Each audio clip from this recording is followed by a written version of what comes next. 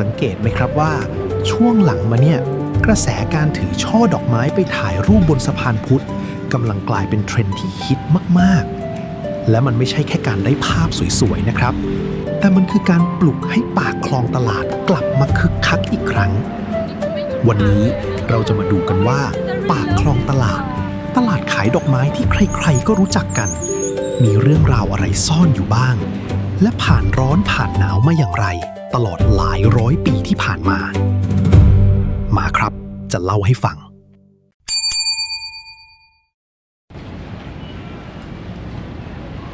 ชื่อปากคลองตลาดมีมาตั้งแต่สมัยกรุงธนบุรีแล้วครับตอนนั้นคลองสายนี้เรียกว่าคลองคูเมืองพอเข้าสู่รัตนโกสินทร์ก็กลายเป็นคลองคูเมืองเดิมจนถึงรัชกาลที่ 5จึงเปลี่ยนเป็นคลองตลาดตลาดที่ว่าเนี่ยขึ้นชื่อเรื่องปลาครับเป็นตลาดใหญ่มากจนมีบันทึกในนิราศปากลัดว่ามาถึงคลองตลาดตามราดเรียกกลิ่นปลาเปียกฉุนล้นทนไม่ไหวแค่ประโยคเดียวเห็นภาพเลยใช่ไหมครับแล้วความที่อยู่ใกล้พระราชวังรัชกาลที่ 5จึงโปรดให้ย้ายตลาดปลาไปอยู่ที่หัวลำโพงแล้วนำตลาดผักผลไม้จากฝั่งทนมาขายแทนเรื่องยังไม่จบแค่นั้นครับยุคจอมพลป.ช่วงปี 2496 มีการออกพระราชกฤษฎีกาจัดตั้งองค์การตลาดและจัดระเบียบตลาดที่ข้างวัดโพให้มารวมกันที่ปากคลองตลาดแห่งเดียวหลังจากนั้นจึงมีตลาดยอดพิมานตลาดส่งเสริมการเกษตรของเอกชนเกิดขึ้นต่อมาอย่างที่เห็นในปัจจุบัน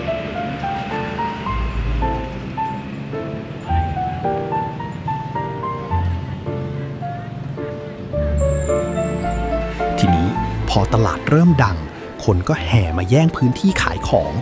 ผู้ค้าเก่าๆบางส่วนก็เลยทยอยหันมาขายดอกไม้แทนแรกๆก็ขายกันไม่เยอะหรอกครับแต่พอกระแสวัฒนธรรมตะวันตกเรื่องการให้ดอกไม้ในวาระสำคัญแพร่หลายขึ้นร้านแล้วร้านเล่าก็ตามมาจนกลายเป็นปากคลองตลาดอย่างที่เราเห็นกันทุกวันนี้ครับ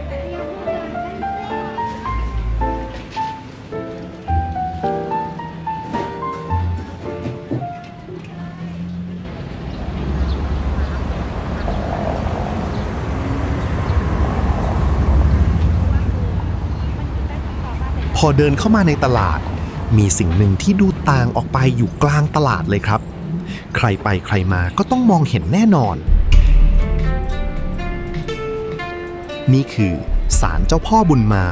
สมเด็จพระบวรราชเจ้ามหาสุรสิงหนาถวังหน้าพระองค์แรกแห่งกรุงรัตนโกสินทร์และพระอนุชาของรัชกาลที่ 1แต่ชาวปากคลองตลาดเรียกท่านสั้นๆว่าเจ้าพ่อบุญมาตามพระนามเดิมครับ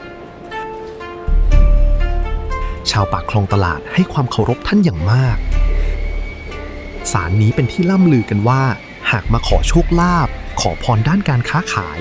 โดยเป็นการหากินโดยสุจริตจะสำเร็จทุกรายครับ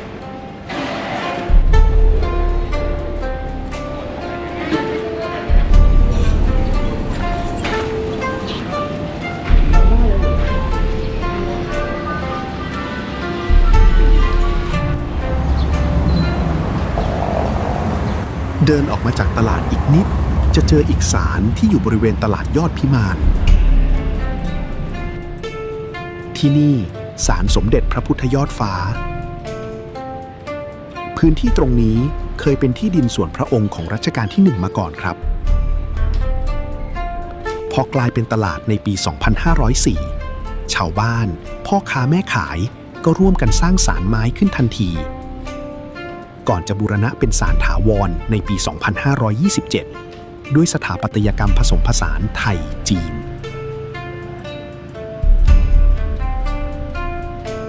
แน่นอนครับว่า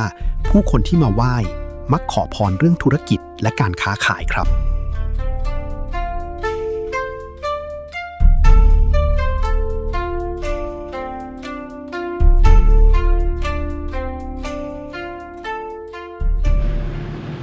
จากปากคลองตลาด เราเดินต่อบนถนนจักรเพชรครับถนนสายนี้สร้างในสมัยรัชกาลที่ 5โปรดให้กรมโยธาธิการตัดจากป้อมจักรเพชรหน้าวัดราชบูรณะไปถึงปากคลองตลาดก่อนจะขยายต่ออีกช่วงตามแนวกำแพงพระนครแต่สิ่งที่หลายคนไม่รู้คือตลอดสองข้างถนนเนี่ยเคยเป็นที่ตั้งของวังเจ้านายหลายพระองค์ครับอย่างตรงตลาดที่เราเดินอยู่เนี่ยเคยเป็นวังปากคลองตลาดที่ประทับของพระองค์เจ้าโสนบัณฑิตกรมขุนพิทยาลาภพฤทธธาดาพระราชโอรสในรัชกาลที่ 4ต้นราชสกุลโสนกุล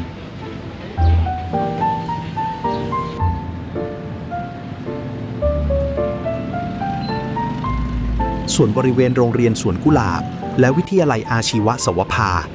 เคยเป็นวังเจ้าจอมมารดาของพระเจ้าบรมวงศ์เธอพระองค์เจ้ากลางกรมพระเทเวศวัชรินทร์พระราชโอรสในรัชกาลที่ 2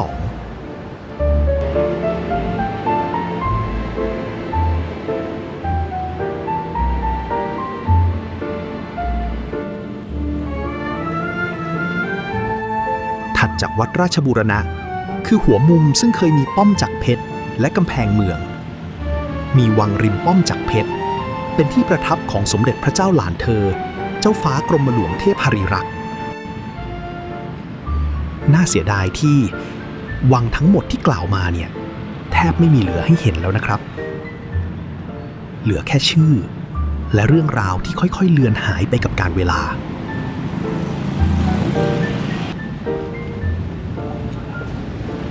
ถ้าเดินเล่นแถวปากคลองตลาดเนี่ยนอกจากจะตื่นตากับสีสันของดอกไม้แล้วสถาปัตยกรรมแถวนี้เขาก็มีเรื่องราวที่น่าสนใจอยู่เหมือนกันนะครับถ้าสังเกตดีๆเราจะเห็นตึกแถวผสมกันไปทั้งตึกปูนดีไซน์สมัยใหม่ที่เห็นอยู่ทั่วไปแล้วก็ยังมีอาคารไม้เก่าๆแทรกตัวให้เห็นอยู่บ้างแต่เมื่อก่อนที่นี่แทบจะเป็นบ้านไม้ล้วนๆเลยครับสาเหตุที่สมัยก่อนเขาไม่ค่อยสร้างบ้านปูนกันก็เพราะคนยุคนั้นเขามีความเชื่อเรื่องลำดับชั้นของที่อยู่อาศัยกันครับคือเขาจะมองว่าบ้านตึกหรืออาคารปูนเป็นที่สำหรับวัดหรือวังเท่านั้นถ้าชาวบ้านทั่วไปอย่างเราไปสร้างบ้านปูนอยู่ก็อาจจะดูเป็นการเกินศักดิ์หรือทำตัวเกินฐานะไปหน่อยเลยไม่เป็นที่นิยมกันเท่าไหร่แต่ก็นั่นแหละครับพอมาถึงยุคนี้ค่านิยมเหล่านั้นมันเปลี่ยนไปหมดแล้วผู้คนก็หันมาสร้างบ้านตึกและอาคารปูนที่แข็งแรงและทันสมัยกันมากขึ้นเราเลยเห็นปากคลองตลาดในเวอร์ชั่นที่เป็นอาคารตึกแถวเรียงรายแบบที่เห็นในปัจจุบันนี่แหละครับ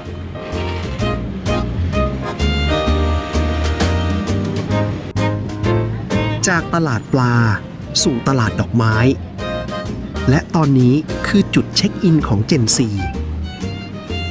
ย่านนี้ไม่เคยหยุดนิ่งครับมันเปลี่ยนไปตามแต่ละยุคตามแต่ละคนที่เดินเข้ามาและนั่นแหละครับคือเหตุผลที่ปากคลองตลาดยังอยู่มาได้จนถึงวันนี้